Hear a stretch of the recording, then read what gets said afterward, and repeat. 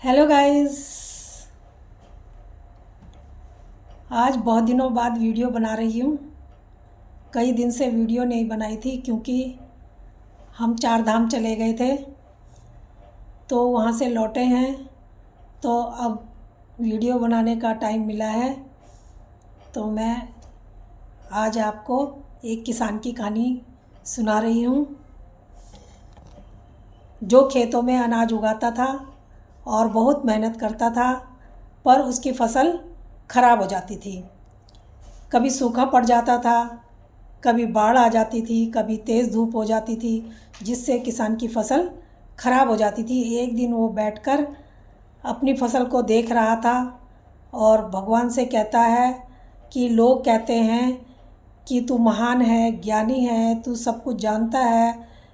मुझे तो लगता है कि आप कुछ भी नहीं जानते। आपको ये नहीं पता कि किसान खेतों में कितनी मेहनत करता है, कैसे फसल उगती है। आप जानते तो कभी बाढ़ नहीं आती, आंधी नहीं आती, तूफ़ान नहीं आता। आपको पता ही नहीं है कि कितना नुकसान हो जाता है। अगर मेरे हाथ में ये शक्ति होती तो मैं कभी फसल को ख़राब होने ही नहीं देता। मैं मौसम को अपनी खेतों की फसल के अनुरूप ही रखता। तभी उसको एक आवाज़ आती है कि बहुत अच्छा, मैं तुम्हें ये शक्ति देता हूँ। कुछ दिन बाद किसान अपने खेत में गेहूँ बो देता है और वो अपने आंधी तूफ़ान, बाढ़ से, धूप से अपने खेतों की रक्षा करता है। उसकी फसल नष्ट होने से बच जाती है और बहुत ही अच्छी फसल उसकी हो जाती है।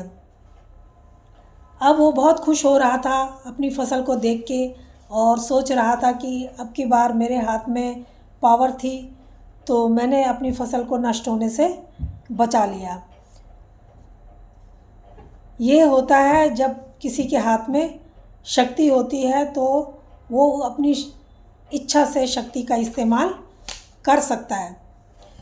फसल काटने को तैयार हो गई, पर क्या जब वो काटने लगा तो उसमें बालियाँ बहुत अच्छी आई हुई थी, लेकिन जब वो काटने लगा तो देखता है कि बालियाँ सब खाली हैं, उसमें कुछ भी नहीं था।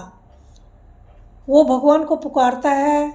उसने उसे क्या सजा दी, इतने में आवाज़ आती है कि इसके जिम्मेदार तुम खुद ही हो। तुमने उन्हें संघर्ष करने नहीं दिया, धूप लगने नहीं दी, धूप से, आंधी से, बारिश से उनको बचा के रखा। उनको बिल्कुल भी संघर्ष नहीं करने दिया, उनको चुनौतियों का सामना नहीं करने दिया, जिससे उनको शक्ति मिलती। वक्त ही हमेशा शक्ति देता है और सीख देता है। आपकी ज़िंदगी में कोई प्रॉब्लम ना हो तो ज़िंदगी जीने का कोई मज़ा ही नहीं आता।